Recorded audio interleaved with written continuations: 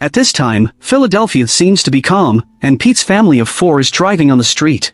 Suddenly a building in front exploded, as if something happened. The traffic police warned everyone to get back to their cars. Unexpectedly, they were hit by a speeding car in the next second. Pete knew the situation was wrong at a glance, and immediately followed the big car to escape the dense traffic. However, in a panic, Pete collided with another big car, and the car was scrapped. At this time, the real crisis began to appear, and a large group of zombies came out to bite the fleeing humans. Zombies are not only extremely fast, but also extremely persistent. No matter how hard the car window glass is, it will smash into pieces, just to take a bite of human flesh. In the chaos, Pete picked up an RV and drove out of the city with his family. It was only temporarily safe when he drove to the wilderness. And in just 10 minutes, Philadelphia has completely fallen. At this time, Pete received a call from the UN Deputy Secretary General Ruse. He said that he would send a helicopter to pick them up in an hour, and the organization needed him. Because Pete is a former UN investigator, the best of the best. But Pete's eldest daughter has an asthma attack and now has to go to the nearest pharmacy to find medicine. So they came to a supermarket where the situation was just as bad. Everyone's doing a self-help frenzy and 2 men trying to rob Pete's wife. The 2 sides started a gun battle, and the 2 men were also killed. A policeman came running in. Peter immediately put his hands up, but the policeman went right past them and started stockpiling supplies.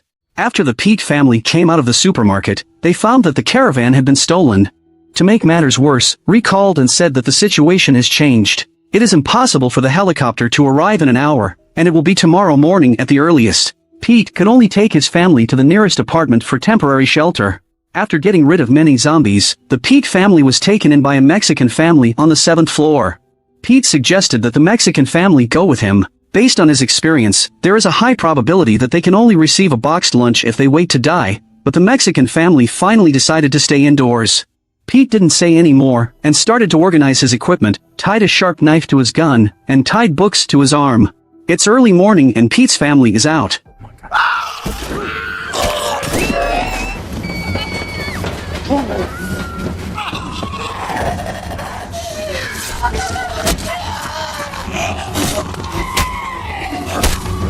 Corpses kept pouring in. Pete could only move towards the roof while fighting.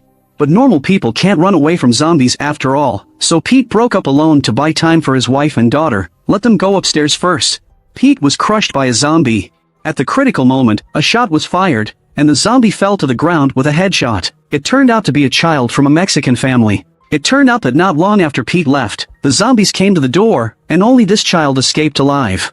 Pete's wife released a signal on the roof and successfully attracted the helicopter. But Pete, who ran to the top of the building, rushed to the edge of the building with a stride. There's 8. There's 9. There's 10. And Pete finally breathed a sigh of relief when he counted to 12 seconds. Because he noticed before that it takes only 12 seconds for a human being to turn into a zombie after being bitten. The blood of the zombie dripped into his mouth just now. If he showed signs of mutation just now, he would jump off the roof without hesitation in order to save his wife and daughter. The Pete family and the Mexican children ran towards the helicopter, and the zombies rushed to the roof at the same time. Finally, under the cover of soldiers, the Pete family was successfully rescued. The helicopter landed on a warship, and that's when Pete realized how serious the disaster was. Almost every country is erupting and the president is offline.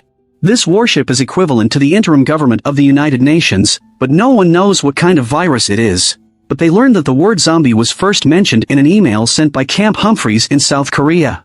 So the captain wants Pete to escort a virologist to South Korea to find clues.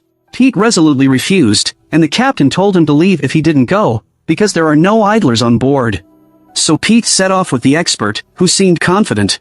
Because he thinks that nature is like a serial killer, and will definitely leave clues on purpose to show how superb his modus operandi is. Sometimes the thing you thought was the most brutal aspect of the virus turns out to be the chink in its armor. Pete couldn't understand, but was shocked.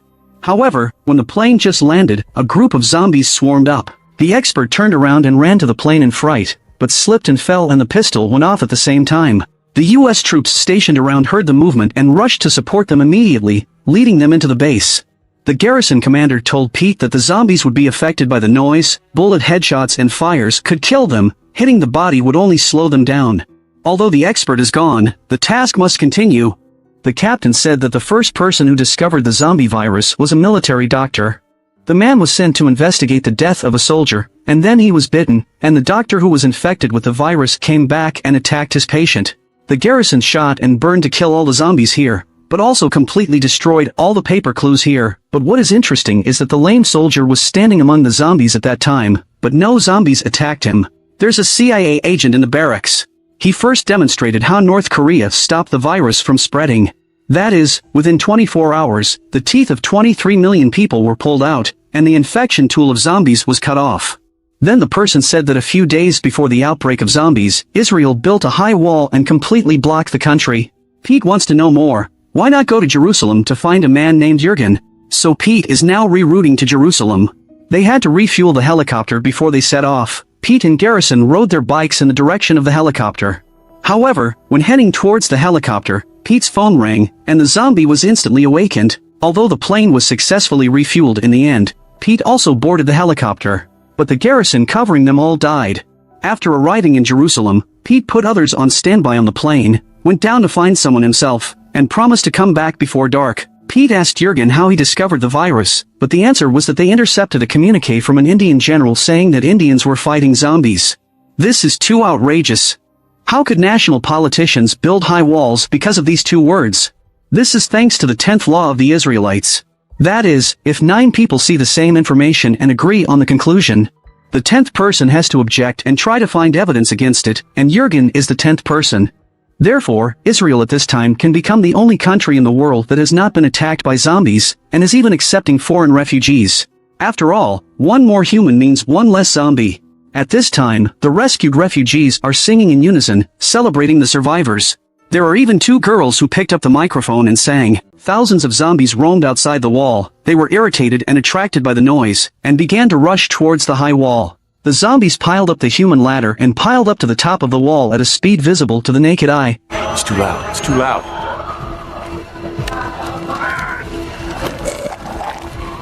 Coming over the top! And the city wall was breached. The zombies fell from a wall tens of meters high like dumplings, and then quickly stood up to enjoy the delicious food. The sparse bullets of the soldiers have no effect on the zombie wall at all. Jurgen had to let a group of soldiers escort Pete to evacuate, and Pete found some strange things on the way. Zombies didn't attack an old man, or a scrawny bald boy. But one of the female soldiers escorting him was attacked to the arm, and Pete cut off the arm of the female soldier without hesitation. On the other side, the plane that picked up Pete was caught by zombies and crashed because it was flying too low. Originally, Pete's helicopter saw that the situation was not good, so he ran away first. In desperation, Pete could only stop a civilian airliner before he escaped smoothly. On the plane, Pete cleaned and bandaged the female soldier's wound. After calming down, Pete began to connect several anomalies with the expert's last words. Lame soldiers, old people, sick children. Pete had a bold idea and immediately asked Riel to talk to the captain and let them land at the nearest World Health Organization research center. At this time, a puppy kept barking towards the toilet. The stewardess pressed the toilet switch, but a zombie rushed out, and the cabin immediately became a mess. Pete ordered everyone to be quiet, and stacked the suitcases and suitcases to isolate the cabin. As a result, a leather bag fell, the sound attracted the zombies, and the whole plane fell completely. In desperation, Pete threw a grenade, blasting a hole in the plane, and the zombies were instantly sucked away by the airflow. The plane had to make an emergency landing. Although Pete survived the catastrophe, a part penetrated his abdomen. The female soldier did not die. She helped Pete to the door of the World Health Organization. Pete finally couldn't hold on and passed out. The captain thought Pete was dead, so he drove his family off the warship and placed them in a refugee camp on land. Pete finally woke up 3 days later, and when he learned that his wife and children had been driven away, he was angry and ready to quit. But thinking of so many families and all mankind, Pete decided to continue. He told the people in the research center about his idea, because the pathogen that infects the virus needs a healthy living host, so zombies will only attack healthy people. So is it possible to find a pathogen with a high mortality rate that can be cured, and develop a disguised virus to inject into humans? Let the zombies think that the person is sick and escape the attack. When the researchers heard it, it seemed to be the truth. There is also a zombie locked here, which can be used to test. But the tricky problem now is that the pathogen materials are all in Area B, which has completely fallen. Pete had to embark on an adventure again, and the female soldier and a researcher accompanied Pete. Because I haven't heard the sound for a long time, the zombies in Area B are all on standby. After all, the researcher is an amateur. He just kicked a bottle when he entered.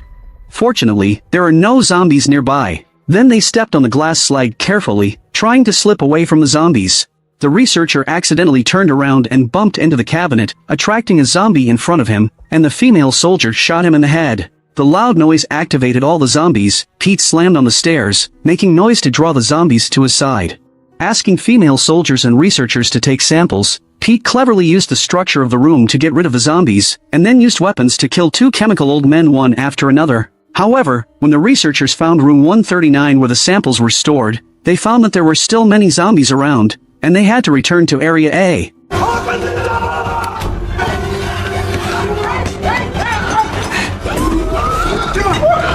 door! Since the researchers lured away the zombies near Type 139, Pete entered but he didn't know which of the pathogens in front of him was effective, so he packed a large box of samples and was ready to leave. A zombie suddenly appeared. Peterton felt bad, so Pete decided to experiment on himself first, but it was a double risk. First of all, he doesn't know whether injecting pathogens is useful. Secondly, even if it works, he doesn't know what pathogen he is injecting. If it is an incurable disease, he will die. So Pete wrote on a piece of cardboard telling my family I love them and picked a pathogen shot right away. After waiting for a while, Pete thinks the virus is almost working. He picked up the sample and opened the door.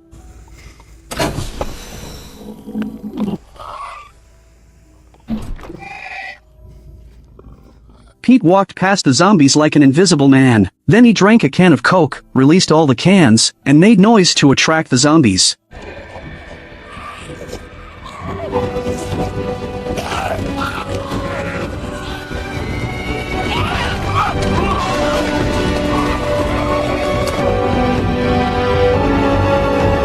Fortunately, Pete was injected with a curable virus, and he was successfully reunited with his wife in the refugee camp.